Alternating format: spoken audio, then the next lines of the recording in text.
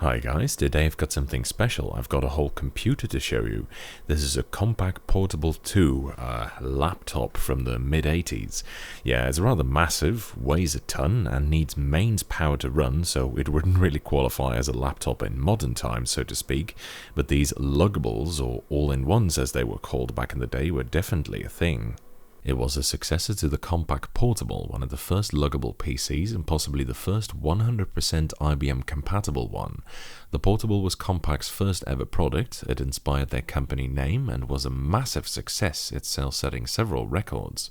It was essentially a copy of the IBM 5150 personal computer, except portableized, and it came with Compaq-made BIOS software. This ease of technology copying was made possible because of the detailed documentation and easily obtained off-the-shelf parts that the IBM PC deliberately used. The IBM PC was similarly a massive sales success, primarily because of how spectacularly easy it was to develop parts and software for it, so other manufacturers and developers quickly flocked towards it. The most basic Compaq Portable started at $3,000 retail in 1983. It was based on the Intel 88 processor and had 128 Ks of RAM, expandable to 640. IBM answered the Portable with their own 5155 portable personal computer, which I reviewed about 2.5 years ago, and which is the only other full computer system I've reviewed so far. It was a bit more expensive than the Compaq, but very well built, although not a major improvement in terms of specs. It was an 8088 based system with 256K of RAM, expandable to 512, and two 5¼ floppy disk drives, although hard disks and even 3.5-inch floppy drives later down the line were common additions. Like the Compaq, it also had a built-in monitor, although this one was an amber-colored composite monitor rather than the green CRT the Compaq used. 2 years later, Compaq answered the 5155 with this one, the Portable II, although IBM had an answer to that ready mere months later, the ill-fated IBM Convertible, which incidentally is hotly contested nowadays because of its keyboard. Specs-wise, the Portable II was an improvement over the IBM 5155, being based on an 8286 processor rather than an 8088, but physically it had more in common with the 5155 than with the PC Convertible. This one has two floppy drives, but no hard drive, or at least not a working one, I don't know, so it appears to be an expanded Model 2, whose base price was $3,600, which is north of $9,000 adjusted for inflation, not counting the cost of the memory expansion. Just imagine the raw power of 640 kilobytes of RAM at your disposal. Unlimited power! I'll be comparing it with the 5155 throughout the video. They are released 2 years apart, and one's an XT class machine while the other is an AT class one, so price tag wise it's hard to compare the two, but other than that there are a lot of interesting differences. As you can see, the Compaq is smaller, although still rather massive considering this was essentially a laptop, and it weighed about 3 kilos less, 10.7 rather than 13.6. As we shall see, the IBM is in many ways a much more well-made product though, and their keyboards especially stand in stark contrast. Or, at least, the IBM is more well-made in ways that I could personally usefully judge. Stuff like the lifetime of the electrical components or other deeply IT-related stuff I have no idea about. That's not really my field of expertise. That said, these really old electronics can usually take a fair bit of beating. It's perhaps telling that both of these machines, well over 30 years old now, still work, the IBM flawlessly so even. Can you imagine your current computer still working like the day it was new come 2050? The Compaq comes with these cool little slidey panels at the side here. You just press them and then they can slide out of the way to reveal the power socket and stuff. I think it's not as useful to have your power cord coming out at the side rather than at the back personally, but I do like the slidey panels. They give you that "you have found a secret area" feel. The IBM instead only used sockets at the back, which were protected by a foldable cover. This was made possible by the fact that IBM used a very tough carrying handle spanning over the back, while the Compaq used a simple and much less comfortable carrying strip, much like a suitcase, except it's pretty tight. My hands aren't even fat or anything at all, and even then there's not a lot of slack. The outer case on the IBM is also taller, tougher, and finished better. The Compaq's are somewhat loose. The disk drives on the Compaq are really annoying. The internal lever that it uses to drive the automatic eject mechanism is too weak to reliably open the door when you press it. So on both drives, it just gets stuck every single time. Yeah, see, like that. In order to alleviate this, I drilled a small hole in one of them and I stuck in a bolt that I could use as a tiny handle to unfuck it. Works like a charm, actually. The IBM didn't have doors or an automatic ejector, it just used manual handles, but these were almost impossible to break, which is a nice advantage when dealing with vintage gear. In order to still provide some protection to the internal parts, they included these paper fake floppies which you can stick inside the drives when they're not in use. It's not as convenient perhaps, and I don't know if it protects as well as doors do, but mechanically speaking it's infinitely more reliable. The Compaq's monitor is also visually not as good, although it looks very cool. I mean, who doesn't like a green screen? It has extreme phosphor persistence, meaning it displays after images for a long time, as much as 10 seconds, and when completely powered off, you can see traces of the lettering on the screen for minutes, whereas the IBM doesn't have this at all. Both monitors are 9-inch and look extremely awesome, by the way, and much nicer than I could show on camera. The colors are much more deep and vivid, and the black you see on the screens isn't actually black, but a haunting glowy green on the Compaq and a nice warm dark brown on the IBM, which reminds one of sodium lamps. I tried all kinds of camera settings to try and capture this awesome look, but I couldn't really. I think this, taken in the dark with high ISO, comes closest, although the lettering isn't nearly as bright, and the screen itself is much glowier. Suffice to say, it looks amazing in real life. It's very difficult to read the text with it flaring up so brightly on the camera like this, but in terms of visual awesome balls amazingness, it's next best to the real thing. Let me know which of the two you prefer, the green or the amber one. Personally, I find it hard to choose. I could stare at either for hours. The keyboard is actually possibly the biggest difference in quality though. The IBM uses a lightened, as in only 1.9 kilos, version of their XT Model F keyboard with capacitive buckling springs, one of the best switches ever made, hands down. Using these is, despite the rather antiquated layout, superb. The Compaq, meanwhile, uses an AT variant of the same keyboard that was on their original portable, a 1086-gram keyboard made by Keytronic, which comes with their horrendous, low-profile tactile foam and foil switches. It's super scratchy, binds badly, and although it does have inherent N-key rollover, feels hideous. Although this one appears to be in good working order, all the keys are functional actually, the foam is also known to rot, which can stop the keyboard from working properly. It truly is typing heaven versus typing hell here. Even the way the keyboard is attached and finished has a clear difference. The IBM uses an elegant and robust system of spring-loaded pins that allow you to either use the keyboard attached to the computer, like this, or fully detached, like so. It comes with nice flip-out feet, again spring-loaded, and it works very well. If necessary, the keyboard's cable can easily be detached too, which is useful for dismantling or servicing the computer. The Compaq, meanwhile, uses two simple plastic clips to hold the keyboard to the case, much less robust and reliable, especially since you need to force them a fair bit before they hold onto the keyboard properly. There's no possibility to use it flip down like with the IBM. It can only be used fully detached, and it comes with pretty flimsy plastic flip-out feet. None of these are spring-loaded either. And finally, although the cable is pretty thick and hides nicely out of sight in this tube here, it's connected very deep down, which is very annoying during disassembly because it means the monitor front and keyboard can't be taken off, and so they're constantly in the way. This computer was a donation and appears to have been an old system accompanying a gamma-ray spectrometer from the Faculty of Physics and Astronomy at the university. It even came with two floppy disks that contain a driver program for the spectrometer, which I'll show you in a bit. I've had it for ages, but it took a while to get it to work because it kept complaining about not having the right diskette in it. I also couldn't get it to boot off of either a DOS diskette nor off of its own driver program, and what complicated the issue was that, unbeknownst to me, its A drive wasn't working, and it seemingly only checks the A drive when booting up. It disregards the otherwise working B drive. So, with an old floppy drive that I knew to be working, and some help from people on the Vintage Computing Reddit, I was able to diagnose diagnosed a faulty floppy drive and eventually, after much fucking about, devised a workaround. First of all, I swapped the two floppy drives around so that the working one is now on address A, the B one isn't that necessary anyway. It will still not boot off of a DOS diskette for some reason though, but I found that it can use the spectrometer program to get itself unstuck from the starting error messages. So you start the computer with the gamma spectrometer disk A in drive A, and then close the drive, like so, and then switch it on, and then you can hear it come and roar to life. First, it'll count out all 640 kilobytes of the RAM, and then, when it's done with that, it's going to check the floppy drives.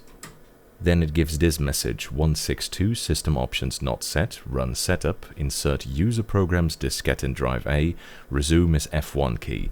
This is where it originally got stuck. Nothing I inserted or left out of the drives got the computer further than this point, until I found out that it was checking only one of the drives and a faulty one at that. But now, with a working drive to read spectrometer floppy A, all I have to do is press F1. Then it displays some loading stuff, including something about Olivetti or whatever, and it'll take some time to load a program. Next it'll say not ready error reading drive B, abort, retry, ignore. Now this error makes sense because drive B isn't working, so it wouldn't be able to read disk B even if I stuck it in there, but it won't search drive A for it either, even though you can just take out the floppy now, as the program has already been loaded onto the RAM anyway, so I'll just take it out and close it like that.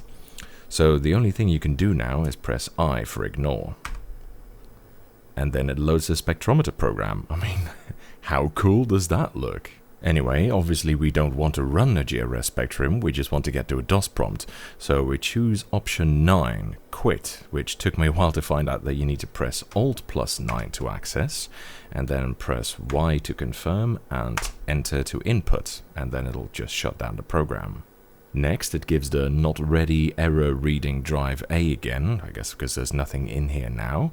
Just press I to ignore, and then it complains insert disk with batch file and press any key when ready. So now we inserted DOS floppy into A drive. This one has DOS 2.0 on it, which is an old version even by DOS standards. It doesn't even designate the drive letter with letter :/ angle bracket, as most people were used to. It just shows letter angle bracket, and it won't show any directories you've entered either. It only shows the drive letter. Anyway, we put it in, press a key, and then it loads DOS like this, starting us at the B drive, presumably because B is the working drive and A is the one with operating system on it. So we switch back to A, enter, and then you can use the computer. Jesus, Mary, and Joseph on a canal boat tour. Can you imagine how long it took me to work all this out? Right, now let's play some games on it. So now I can play what I want, within reason of course, but let's start with a good old game of Paratrooper, which is a fairly simple artillery-based game. Now, normally this title screen would be accompanied by a very simple rendition of Bach's Toccata in D minor, but unfortunately the PC speaker appears to be either disabled or broken, and I don't know how to either fix or turn it on, so we'll just have to do it without sound, I'm afraid. So press spacebar for keyboard play. There we go. Let's switch on the arrow keys because I think you used arrow keys for it. Right, so the idea behind this game is that you control this turret in the middle, and you're supposed to shoot down these helicopters that drop paratroopers. There you go, like that, before they drop too many on your side. Like that. Now the trick here is that every shot costs a point, so you need to be a bit economical with how you shoot. If too many paratroopers manage to land on one side, they'll climb up and destroy your turret. Oh dear, I'm doing very badly. Also, you'll note that the phosphor persistence is... Oh, Jesus Christ, these bombs are really deadly. You'll note that the phosphor persistence is really high. You can see that very easily in this game. Oh, no! Damn it, I blew up. 191 points. I have no recollection of how good that is. How about a game of Sokoban, the classic box-pushing game? It's been quite a while since I last played this, but I think I used to do it a fair bit back in the day. It was very difficult when I was a kid, though. So you pick the play lift. I think that's how it goes. Let's just see if we can do level 1. See if I still remember how it goes roughly. Pick a dude. Single, I guess. I think that's how it works. Time 20 minutes. I never even realized there was a time limit. This is not level 1. That must be the last level I used it on. Okay, so let's go back. Let's see if I can load level 1. How does that work? Oh yeah, pick 1. And then accept. That's A, I guess, yeah.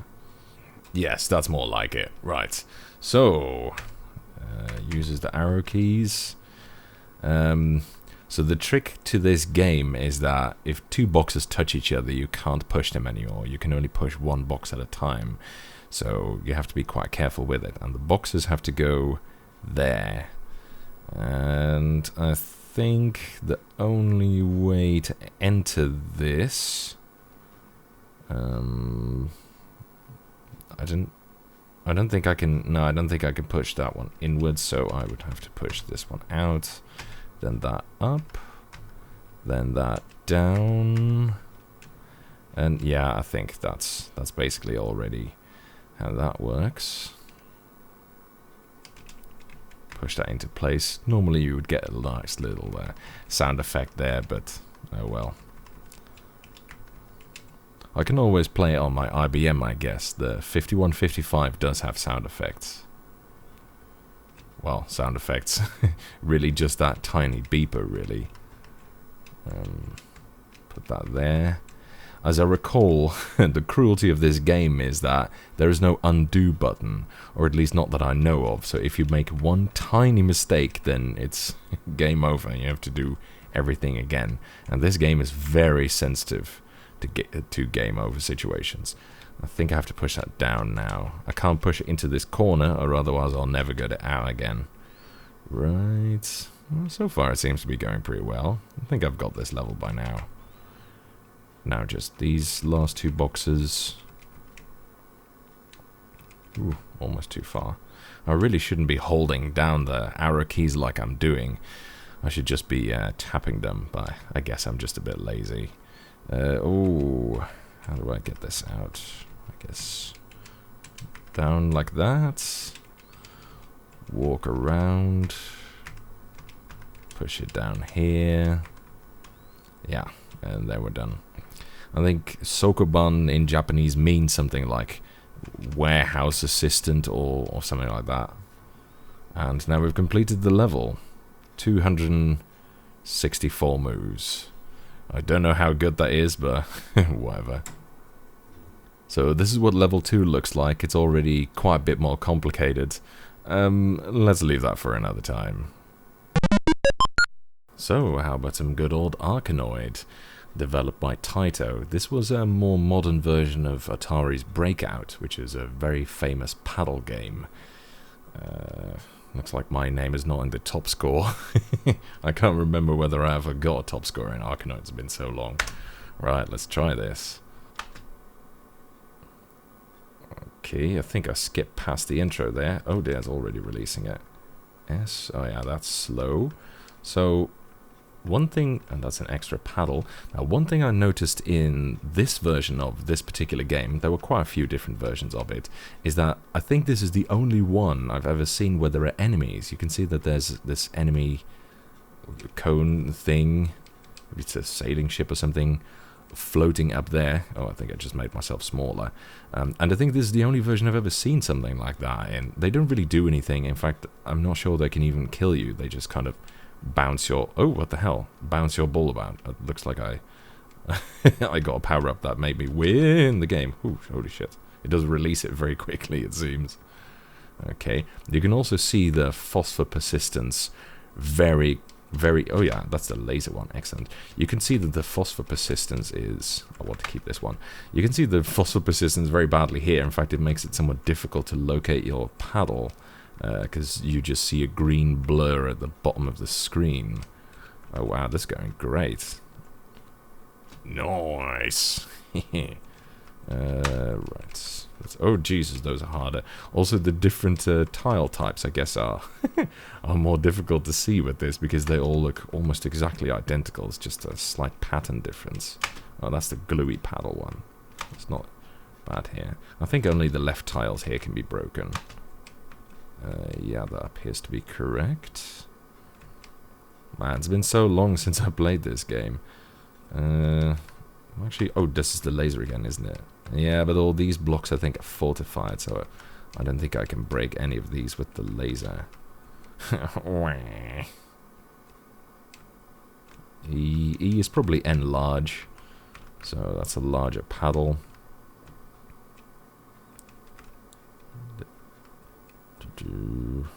This is a difficult one, obviously, because you really need to get it in at a very specific angle. Oh, Christ. I'm not sure how many angles it could conceivably make. Oh, nice, that's very good. I'm saying that because sometimes games like this tended to have a very limited amount of angles which it could actually compute, so it was easy to keep following the same path. I can't recall off the top of my head if this was one of those games that had such a limited amount of angles, but it doesn't look that bad, actually. Right, just, yeah, get that top. No, don't go back here. No, stay there, yes. Okay, it looks like the enemies in this level are classic representations of atoms. In this case, I guess, either a fucked up hydrogen or a fucked up helium or something, I don't know. D, what's that? Oh, split, excellent. Oh, that's perfect in this case, actually. Nice, yes. Got this by the balls. Oh, shit. I think, as I recall, if you died and then got back, it made a doo-doo sound. Oh, damn, I missed the laser power-up. Which is a shame I can't hear, because that'd be quite cool. It's S, I guess. I think that's slow. All these blocks have different patterns, so looks like there's a couple that need multiple hits. Maybe a few that can't be destroyed at all. I think on a color monitor this would have been a lot more self-explanatory. And the enemies in this round are... oh, they look like geometric shapes, so... oh, balls that change into cubes? Something very trippy, this game, actually. Never realized that. Ooh, excellent. That's an extra paddle. C, I think, is stick. D, I think, is multiply. God knows how they arrived at these letters for the different functions. Oh my god, I'm really sucking ass now. How did I get to level 4 with this? Oh, shit. Oh, oh. Ooh, nearly too greedy there. Oh, damn it. Looks like last life then. These enemies don't even look like they bounce the ball off. Maybe you just get extra points for them or something? Oh no, they do reflect the balls. Let's see. Especially with the huge phosphor persistence. This is so trippy. Oh, damn it. Oh, I am actually the top scorer here now.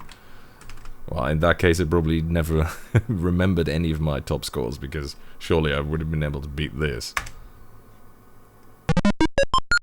And how about some Pyro 2? A fitting game for a chemist, I would say. So, there are two options. World Terrorism and Secret Agent. Wow. That's maybe a little bit politically incorrect by now. So the idea of this game is that you're supposed to burn down buildings by running downstairs carrying a large fuse behind you, and you set fire to gas cans, and the more you burn down, the more points you get. Right, let's do this. International Revenue Service Building, Washington, D.C. Okay, so that's me walking, and there you go, that's the fuse. And I think these are gas cans. And as soon as the fuse hits them, they're going to explode. I think there was a way to pick up the gas cans. Was it space, maybe? Oh, there you go, a nice explosion. No, it's not space. Where else could it be?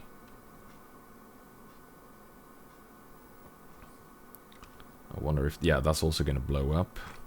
So this is the stairs that I'm walking down. I think there was also a way to speed it up. Was it? Yeah, scroll lock. That's usually good to do at the end of a level because otherwise it's going to take bleeding forever. Okay, so 5,410 points. Nice. Okay, ooh, it starts off immediately. I forgot what this pickup button was. Was it control? Oh, Christ. Move around. What are you doing? Is it alt? No. Is it shift?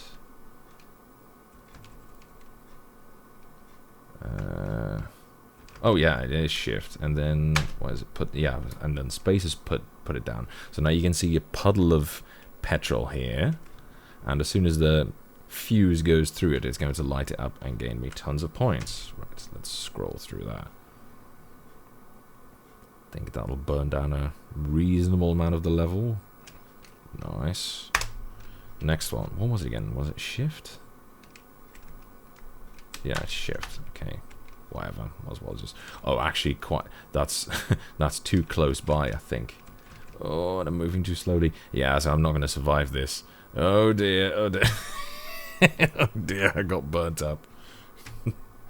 So that's the danger of this. You need to not die from your own fire, basically. So you got to be a little bit careful. It's an interesting game, but I only just realized how politically incorrect this is.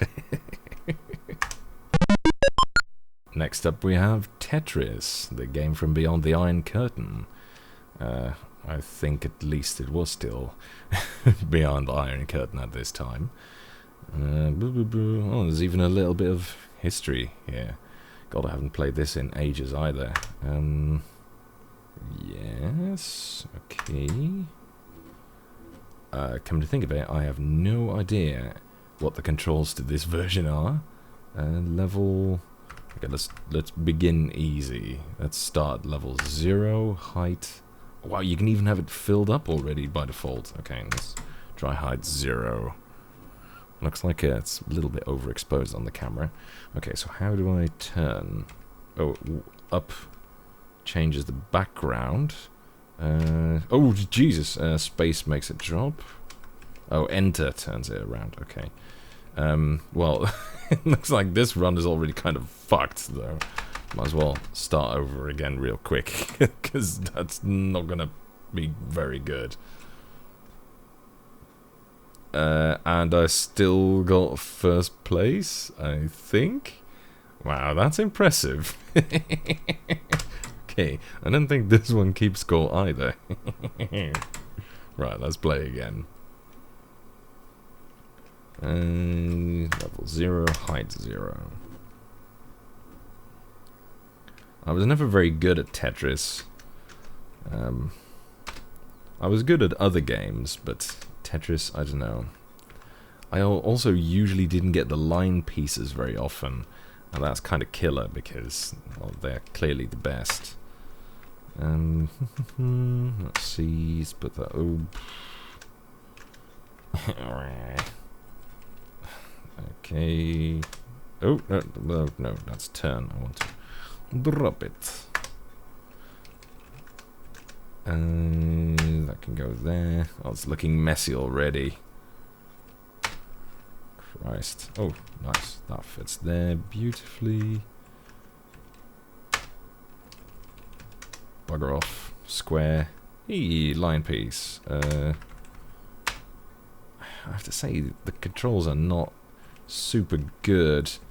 They're kind of counterintuitive somehow. I don't know. Space and enter. It's not what I would have picked. Oh, crap. Well, now I'm going to need a line piece. Space. Ooh. I have to constantly think about whether I should press enter or space in order to do what I want to. I guess you can easily get used to that. Oh, Christ. Doesn't help that the keyboard is super shit. Nah, you can already tell I'm really bad at this this kind of game. What we do now? Ah! Oh dear, I fucked it now. Oh shit. Oh crap. Just give me a line piece.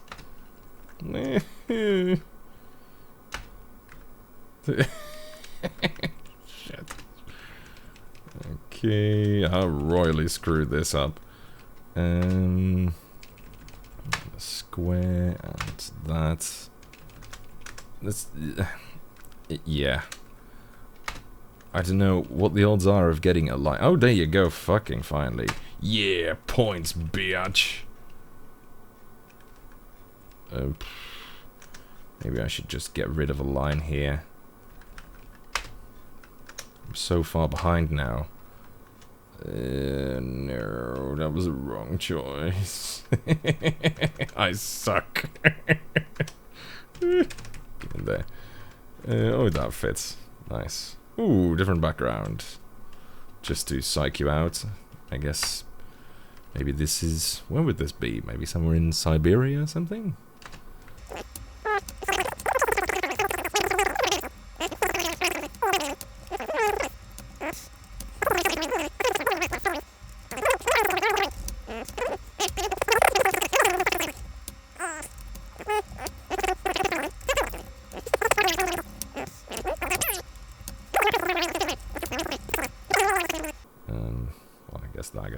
Oh shit, oh, press down accidentally. Oh no, that also drops your pieces. Makes sense in a way, but that does make this a bit more difficult. Oh no. Oh shit. Okay.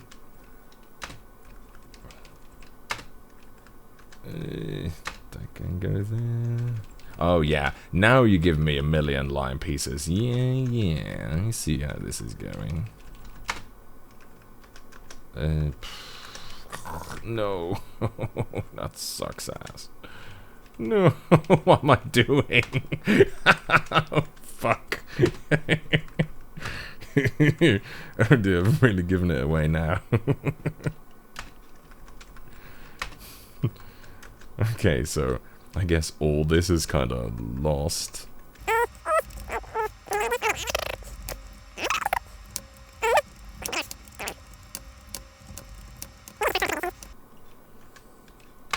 Oh shit! Damn it. Bleh. Well, I think game over moment is now rapidly encroaching on me. Because I don't think this is salvageable at all. Oh shit. Oh no. No! Yeah, surely this must be game over.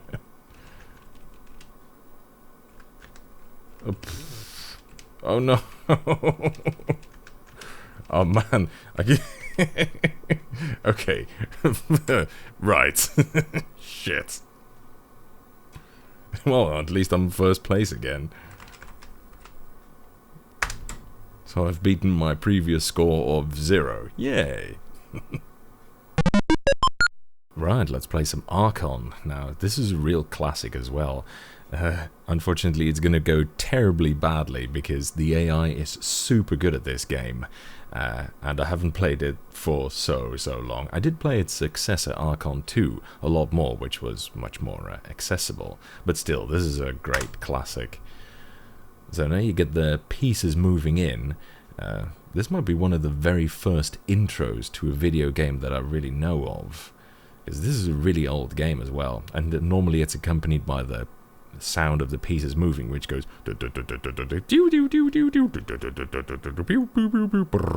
stuff like that, but I guess we'll have to do it in silence. Right, so one player, computer plays light or dark. Computer's gonna go dark. Oh wait, it works like that, yeah. And light moves first. Keyboard control. Okay, what are these controls? I, O, P, K... Okay, so it's essentially in the middle of the keyboard. Whatever, and what's fire? Fire is space, okay. That's fair. Sure, we'll try that. Now, the reason I wanted the computer to be dark is because dark has two pieces, these two, the Banshees, which use a kind of area of effect attack, which is extremely difficult to use with these controls, which are very clunky. So, first thing I'm going to do is get my Valkyries out. So one cornerstone of this game is that you have to fight the opponents. It's essentially like chess, except you do actual battles, but it's not like battle chess where it's just a fight sequence that plays. You have to actually battle the pieces that you're trying to capture, and if your pieces are on a square of the same color as you are, then they're stronger. So for example, my Phoenix here is now stronger because it's on a white square. Oh god, it is already getting attacked immediately. Oh, what the hell. The Phoenix, unfortunately, even though it's a really strong piece, also has this area of effect attack. You see, it works like... Oh, Jesus, it works like that. You have this shifting battlefield. That's my health, that's the opponent's health.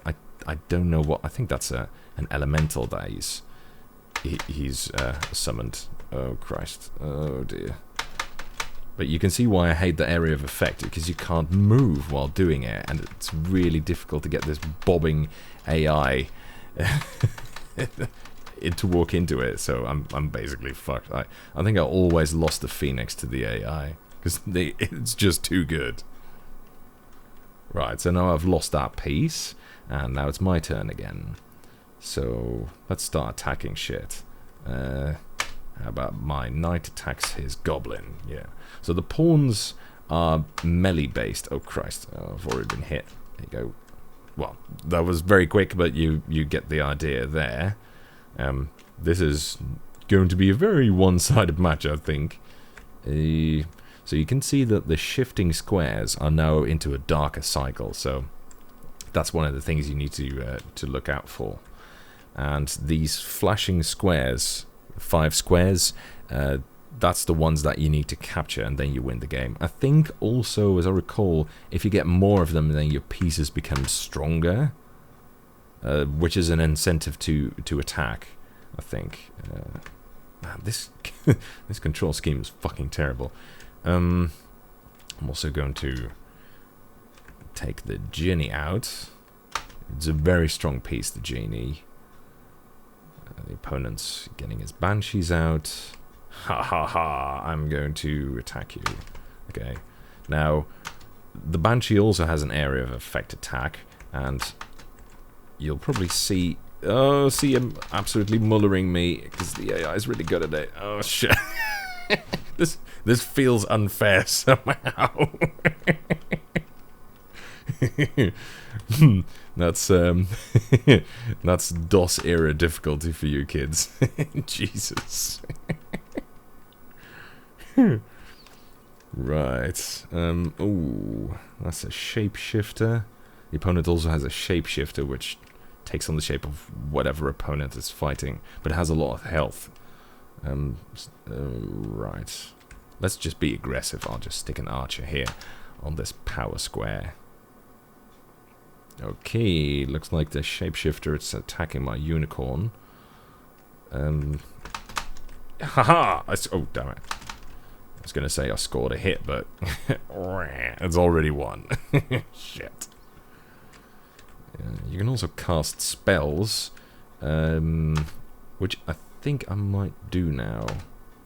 Yes, because the opponent's dragon is on a white square now. So really I want to attack it. Let's do... summon elemental? Air elemental. Okay, whatever.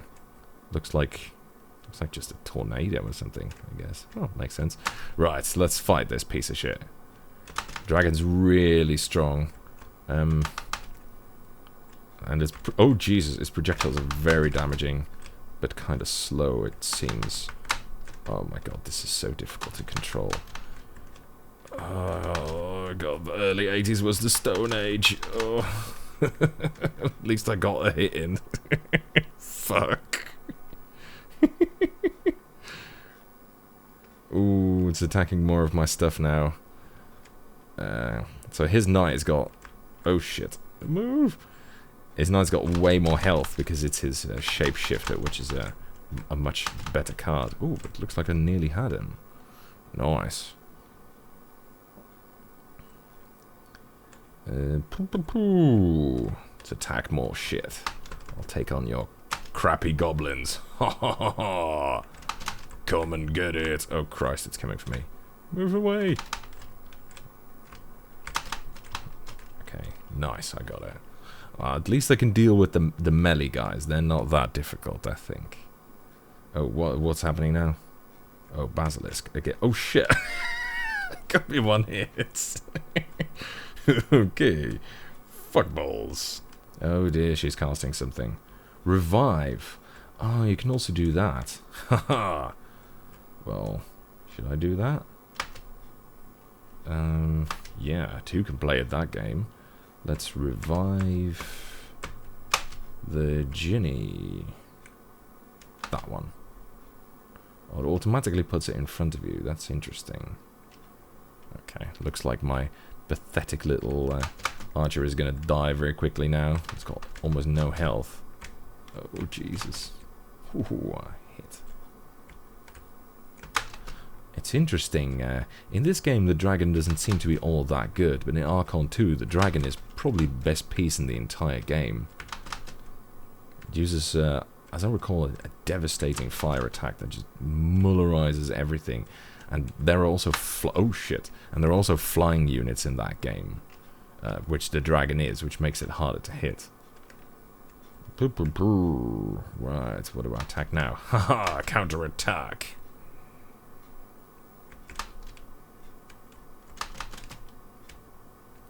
Gotcha, bitch.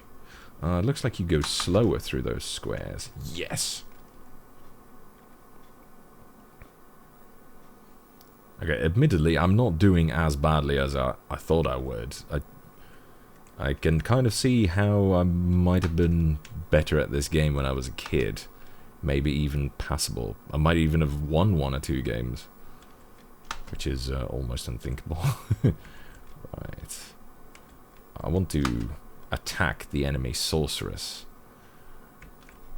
before she can throw in more dangerous spells. So I'll just move my Ginny towards there. And attack! So she's on a PowerPoint and on the black square, which makes her very difficult to deal with. And she's quite powerful, as you can see. Oh, Christ. But it's now or never. Ooh, just missed her. The Ginny is very fast projectiles, I just noticed. Yes, gotcha. Not that much damage. But I can do this. Oh shit, she got me.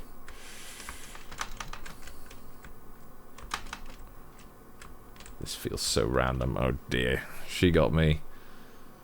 I lost almost all my strong pieces except for that golem. And it looks like I might lose that now. Whew, nearly had you. Yes. Okay, so it looks like the golem is just about the only piece I can really do something with. Let's get more men into position. Ha! I'll laugh in the face of your goblins. Right. There you go. Oh wow, it actually survived the hit.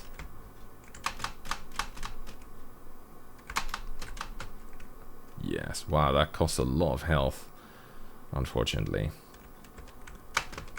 Now I pretty much have to attack that dragon.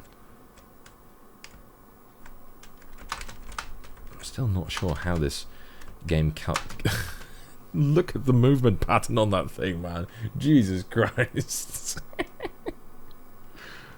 Ooh. Ooh, that might be a difficult one. I'm quite hurt from that last battle. And the opponent's really good with banshees. Okay. Still alive. Just I'm still alive, motherfucker, as Samuel L. Jackson once famously said. Damn it.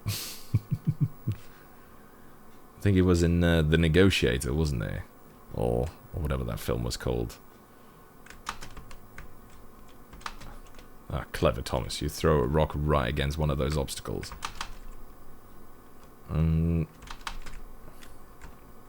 Ooh, he got me.